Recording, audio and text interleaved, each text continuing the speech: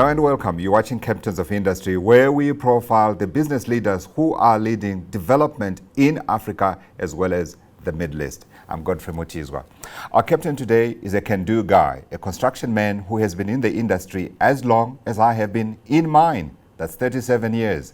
Kez Taylor is the CEO of ALEC, ranked among the 5 largest construction companies in the Middle East and North Africa, and a unit of Investment Corporation of Dubai. He is here to tell his story, which includes the design and construction of that cantilever, the longest in the world. Kez, welcome.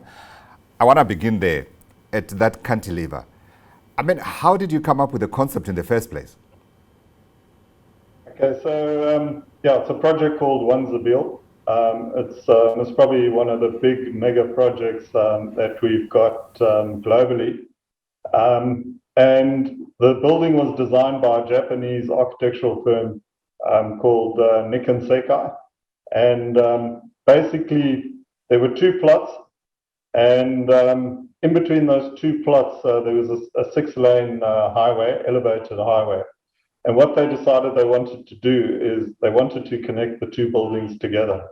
And the way that they decided to do that, 100 meters up from ground level, they designed a cantilever, which will be the world's longest commercial cantilever building, which spans, it's attached to the 2 buildings, it goes across the highway, and it cantilevers out on the other side by approximately 70 meters.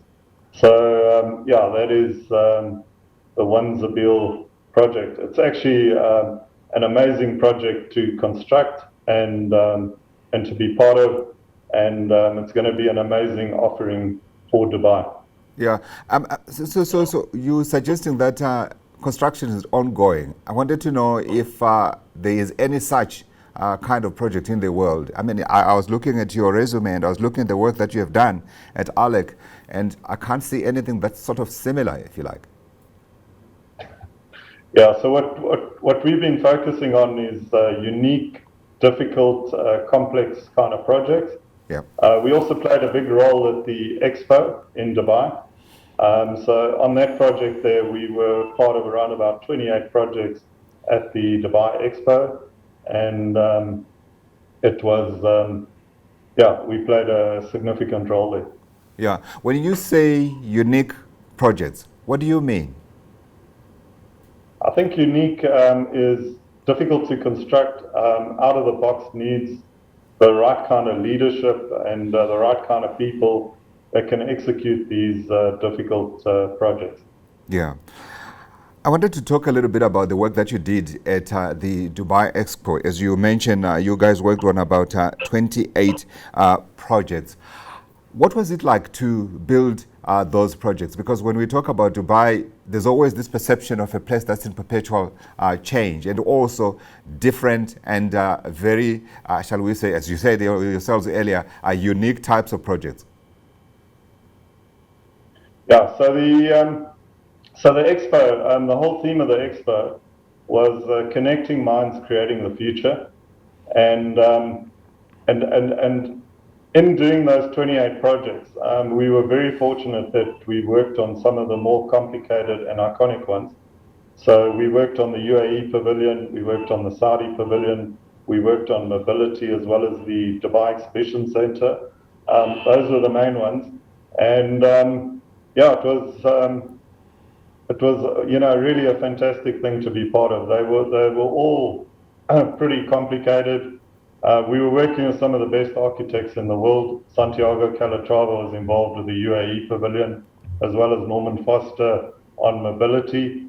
So the projects that we were involved with there are beautifully designed and buildings. Actually, you can still see them today, and those projects are going to remain into the future, a lot of them.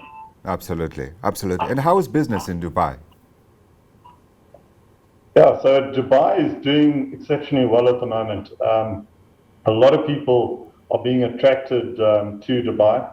It's a modern city, a city that looks to the future.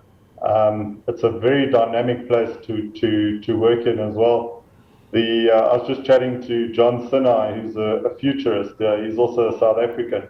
Yes. And there has been a beautiful building here that's been also designed by South African Sean Keller, and it's the Museum of the Future. So they've just had a conference there where they basically put together 400 futurists from around the world. They all came together and they are trying to figure out, what is the future going to hold for all of us. So, this is the kind of thinking that goes on in Dubai. And a lot of people are being attracted to the city. So one of the things that I saw that you guys work on, there's obviously the big new boom industry, which is solar energy. But you also speak of concept like smart buildings. I wanted to explore that a little bit before we talk about solar and whether you bring some of that to the continent. Yeah, so I think smart for us is around digital technologies and energy efficiency and sustainable kind of buildings. So we're focusing heavily in that direction at the moment as an organization. The other thing that we're focusing on as well is using what we call modern methods of construction. And what we really got to aim towards is that we aim towards being net zero carbon. And that's going to take different materials that have traditionally been used in the construction industry. So, from if you look at our traditional materials, so materials like cement and steel need huge amounts of energy to produce them. Yes. And I think the construction industry of the future is really going to be hinged around using better materials. Kez, you just touched on an area that I wanted to explore a little bit as a layperson who watches the construction industry. I mean, what we're seeing more as well these days are these very glassy buildings, a lot of light around the buildings. Talk to me a little bit about the modern trends in construction beyond what you've just mentioned now, the use of less energy-heavy materials. Okay, so I think, glass as a material, and if we look at aluminium and glass as a material, they are really materials of the future. So aluminium as a material can be shaped and molded into any shape or form. It doesn't corrode, and it's a very durable material that can also be recycled, which is very important. And also the technology around glass allows us to manufacture today large panels of glass that are very energy efficient in terms of energy efficiency, as well as creating a lot of natural light within buildings, and yet also being a very good insulator. Because what they go for in glass today is layers of glass with basically a vacuum in between the layers of glass, which allows for very good energy efficiency within buildings. So the materials that we're using today are materials that allow you architecturally to achieve contemporary open glass buildings that are very energy efficient at the same time. Sure. So I was looking at some of the work that you do at your company, and I wanted to actually, for the benefit of our viewers, just to give us a sort of sense of the types of projects that you guys carry out, because I see here you were involved in the construction of Conquest A at Dubai International Airport. Anyone who has gone there, of course, knows how huge that thing is. Yeah. So Dubai Airport, approximately 50% of Dubai Airport has been manufactured and constructed by our business. Sure. It's a very large facility. The Conquest A is the world's first dedicated A380 terminal. The other thing that is unique about that concourse is that the first class lounge runs end to end within the concourse, as well as the business class lounge. And you can directly board the aircraft from those lounges or from the concourse area if you're flying economy. So it is only an A380 dedicated concourse. So Emirates Airlines, they have approximately, I think, over 150 A380s. And that Concourse A building was built really dedicated to that type of large aircraft. Yeah. I wanted you to talk to some of the other projects that you do as well. especially those that perhaps you're going to be able to bring to Africa at some point, I hope? Yeah, so there's a lot of high-rise buildings there in Dubai as well. They are. So if you look at Africa, in Africa, the highest building in Africa, I believe, is still the Santon Tower, which is in Johannesburg. I think in Morocco there is a building that they're looking at, which is perhaps going to be higher than that, and that is a 50-story building. So in Dubai, there are a lot of high-rise buildings that are being constructed here, and we've also been part of that. The highest is the Burj Khalifa, which is 160 stories high, and it's approximately 850 meters in height, and that is currently the world's highest building. So, yeah, from a high-rise building point of view, we've picked up a lot of experience in mega high-rise kind of buildings. And I think with a lot more people moving out of rural areas into cities, there's going to be a big demand, I think, in Africa in the future for those types of buildings. The other thing that we've done a lot of is shopping centers. So we've constructed over 2 million square meters of shopping centers in the region, which is, quite a lot. And there's also, actually in South Africa, there are a lot of very good shopping centers as well. How active are you on the continent? Yeah, so the only part of Africa that we're currently working on is Ethiopia. Okay. And we're working in Addis at the moment. But we are mainly focused within the Middle East. Ethiopia, of course, is an exciting place, or was an exciting place until the war broke out. I wanted to know the kind of work that you're doing there and the scope for more work within the region. And I've got to ask the question, why are you not in Joburg? Yeah, so, in Ethiopia, the kind of work that we're doing there is mainly the refurbishment of existing buildings. We're currently working on the United Nations headquarters refurbishment. Okay. We've also worked on the Prime Minister's office as well as the Mayor's office in Addis. And what we've been able to do is to get in pretty quickly, execute and produce high quality in the region. Yeah, in terms of Johannesburg, so when we first came out here, we were part of Grinica LTA. So Grinica LTA owned 50% of ALEC, and approximately 15 years ago, Grinica LTA made the decision to sell their shares in ALEC and not continue to operate in the region. So, as our original shareholder, they decided to go back to South Africa and sell their shares there. So I think it's more historical that we're not working in Johannesburg than anything. Well, we certainly hope to see you here very soon. Actually, while we were talking, I did a quick search of the highest buildings in Africa. And I think, Kez, you need to come back home more often. The Leonardo, actually, which is right across the road from where our offices are, is now being listed here, I'm seeing on Wikipedia, as the tallest building in Africa. We need to host you home. Okay, no, well done. But I wanted to know, how did a Joburg boy end up in Dubai? This was a long time ago. I think you said, what, 15, 16 years ago? Yeah, so 21 years ago. 21 years ago. I was a bursary student with Grinica. Grinica then joined up with LTA, and they had actually started ALEC as an organization, and it was a good opportunity to come out here and establish the building side of the business, and it was a good opportunity. So that's really the main reason why I came out. Yeah, so 21 years ago you have been there, and you have done a lot of work in the Middle East, as we've been talking about, and also, of course, a lot of work I see here on the African continent amongst countries that you operated in, Mauritius, Zambia, as well as, of course, here in South Africa.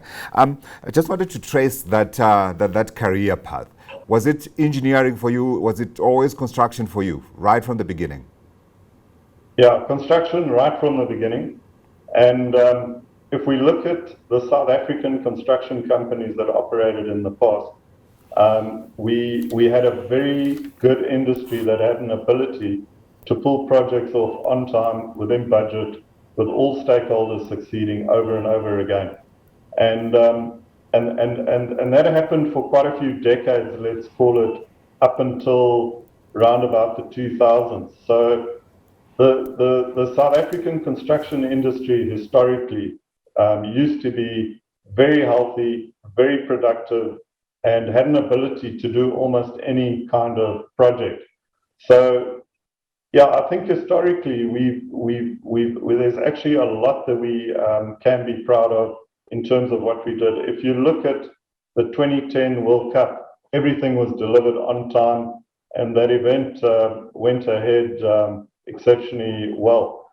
What I always did in my career was I was willing to venture out and go to where the opportunities were.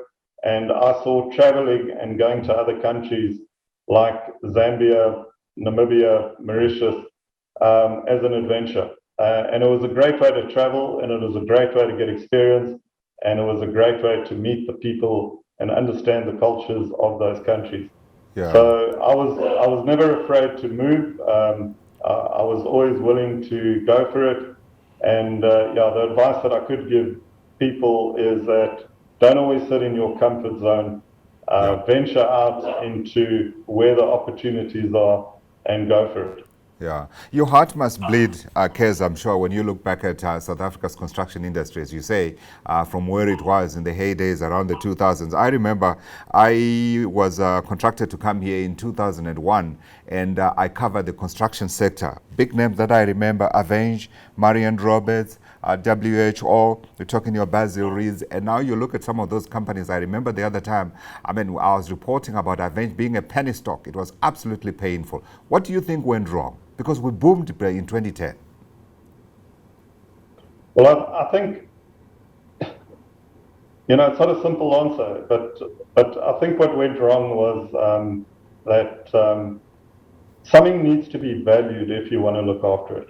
So you got to recognize that the construction sector is very important to building an economy in a country. And you need to look after it. So you need to make sure that people are treated fairly, that they're paid fairly for the work that they do, and that they are sustainable as organizations. I think what's happened in South Africa is a lot of these companies have really struggled to maintain profitability and continue to thrive moving into the future. So the environment just hasn't been right for these organizations. And unfortunately, 100-year-old businesses have actually shut down. Yeah. And the country is going to be worse off for that. If you think of in the past, we had an amazing ability to actually pull off power stations in the past, big infrastructure projects, complicated building projects. And we used to do those exceptionally efficiently and on time on a repeated basis consistently. So that industry hasn't been looked after, and it hasn't been valued. And I think, maybe in South Africa now, if you look at our power plants, our power plants at the moment are not operating the way that they should be. The projects that were developed and constructed were finished late, way over budget. There's a lot of problems that we got there today because that industry that used to be so healthy and so capable has been eroded over time, and we just don't have that ability anymore. So, and the country needs it, and we can all see that our country really does need a healthy construction sector that is capable, can deliver these projects, and really assist the country. Yeah. Is there an easy fix, Kez, do you think?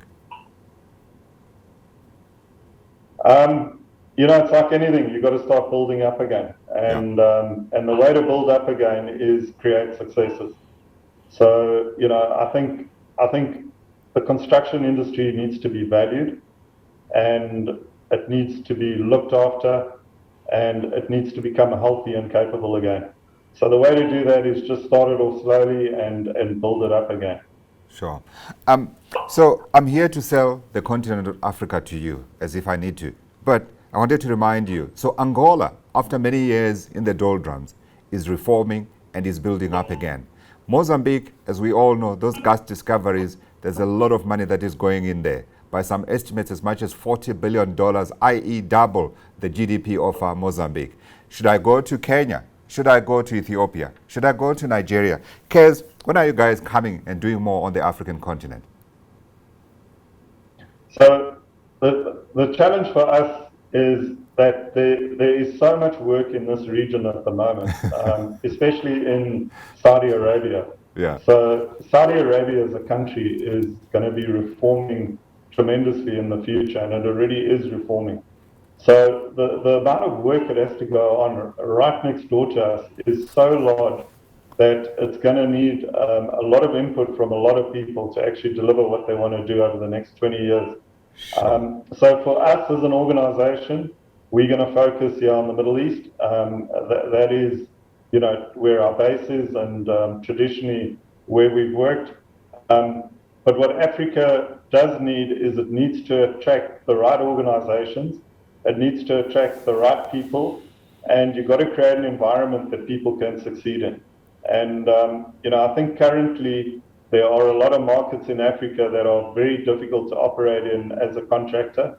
And I think countries need to have a look at how do you change it that it becomes very attractive for people to work there and also for organizations to successfully execute projects.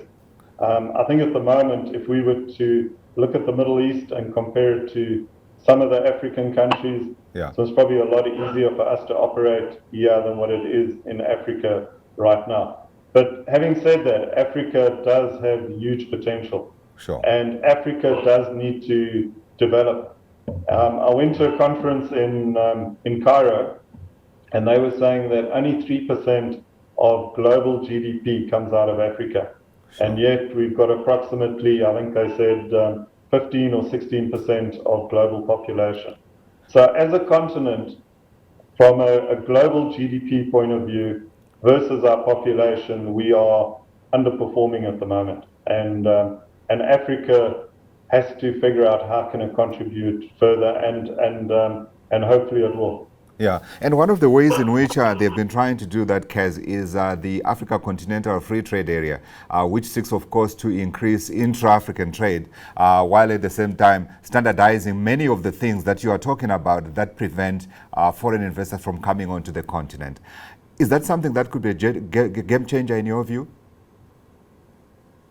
Yeah, I think it's. I think on the African continent, it's very good that countries are working together for the good of Africa.